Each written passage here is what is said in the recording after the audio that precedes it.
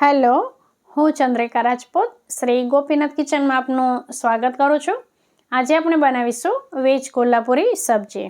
અત્યારે શિયાળો ચાલે છે એટલે માર્કેટમાં બહુ સરસ શાકભાજી મળતા હોય છે, તો તમે પણ આવી રીતે વેજ કોલ્હાપુરી સબ્જી જરૂરથી ટ્રાય કરજો। તો ચાલો બનાવવાનું શરૂ કરીએ। તો સૌથી પહેલાં આપણે શાકભાજીને બાફી લઈશું। શાકભાજીમાં બટેટા, ગાજર, ફ્લાવર, વટાણા, ફણસી, કેપ્સિકમ આમાંથી જે પણ હોય એ લઈ લેવાના અને આવી રીતે આપણે બાફી લેવાના છે વરાળથી। અને ત્યારબાદ આપણે પેનમાં થોડું તેલ લઈશું અને એમાં ખડા મસાલા, એમાં તજ, લવિંગ, તમાલપત્ર અને એલચી એટલું લઈ અને ટામેટાં એડ કરી અને ટામેટાને કૂક થવા દઈશું। હવે આ ગ્રેવીને આપણે થોડી ઘટ્ટ કરવા માટે એમાં કાજુ અને સિંગદાણાનો ઉપયોગ કરીશું। મગજતરીના બી લેવા હોય તો એ લઈ લેવાના। અને હવે આમાં આપણે થોડું મીઠું એડ કરી દઈશું જેથી કરીને ટામેટાં જલ્દીથી કૂક થઈ જાય। હવે આને થોડી વાર માટે સાંતળીશું અને આને ઢાંકીને ગેસની લો ટુ મીડિયમ ફ્લેમ પર એકાદ મિનિટ કૂક થવા દઈશું।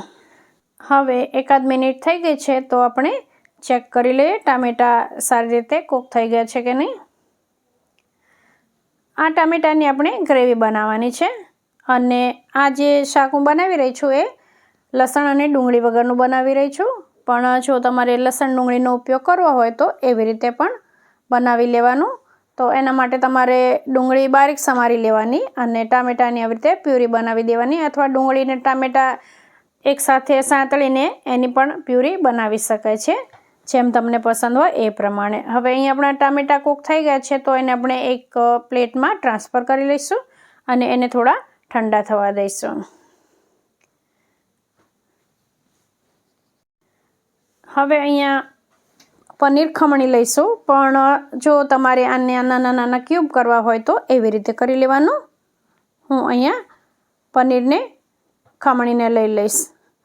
હવે ટામેટાં ઠંડા થઈ ગયા છે તો એને આપણે મિક્સર જારમાં લઈ અને એની પ્યુરી બનાવી દઈશું। અહીંયા પ્યુરી તૈયાર થઈ ગઈ છે। હવે આપણે પેનમાં 2 નાની ચમચી દેશી ઘી લઈશું અને 1 મોટો ચમચો ભરીને તેલ લઈશું। એમાં ખડા મસાલા એડ કરી દઈશું। એમાં તમાલપત્ર, તજ, લવિંગ, એલચી, થોડું જીરું અને ત્યારબાદ એમાં ટામેટાની પ્યુરી એડ કરી દઈશું। જો આપણે ડુંગળીવાળું શાક બનાવવાનું હોય તો પહેલાં બારીક સમારેલી ડુંગળીને સાંતળી લેવાની, પછી ટામેટાની પ્યુરી એડ કરી દેવાની। અને હવે આમાં આપણે મીઠું, ધાણા જીરું, મરચું અને કિચન કિંગ મસાલો ઉમેરી દીધો છે। હવે આમાં જરૂરિયાત પ્રમાણેનું પાણી ઉમેરી દઈશું। તો મેં અડધો ગ્લાસ જેટલું પાણી ઉમેર્યું છે। આપણે જેવી આપણને ગ્રેવી પાતળી કે ઘાટી પસંદ હોય એ પ્રમાણેનું પાણી ઉમેરી દેવાનું અને પછી આ બધું સારી રીતે આપણે મિક્સ કરી લેવાનું છે। અને હવે આમાં આપણે જે આપણે બાફીને રાખ્યા છે એ શાકભાજી ઉમેરી દઈશું। હવે આ શાકભાજીને પણ આપણે સારી રીતે મિક્સ કરી લઈશું।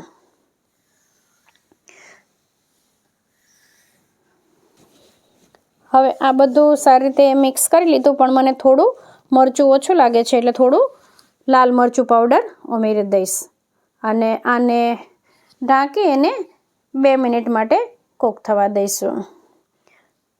હવે 1 થી 2 મિનિટ કૂક થઈ ગયા પછી એમાં આપણે કસૂરી મેથી આવી રીતે હાથથી મસળી અને એડ કરી દઈશું અને 1 ચમચી ભરીને ફ્રેશ મલાઈ।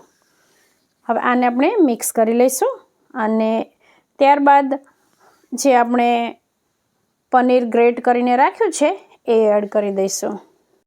અહીંયા મેં પનીર ગ્રેટ કરીને એડ કર્યું છે, પણ તમે નાના નાના ક્યુબ કરી અને એને તેલમાં સાંતળીને પણ એડ કરી શકો છો, જેવું તમને પસંદ હોય એ પ્રમાણે। તો હવે આપણે આ પનીરને પણ સારી રીતે મિક્સ કરી લઈશું અને હવે આમાં આપણે છેલ્લે લીંબુનો રસ એડ કરી દઈશું અને છેલ્લે પછી આપણે લીલા બારીક સમારેલા ધાણા એડ કરી દઈશું। તો એકદમ સરસ મજાનું ચટપટું વેજ કોલ્હાપુરી સબ્જી આપણું તૈયાર થઈ ગયું છે।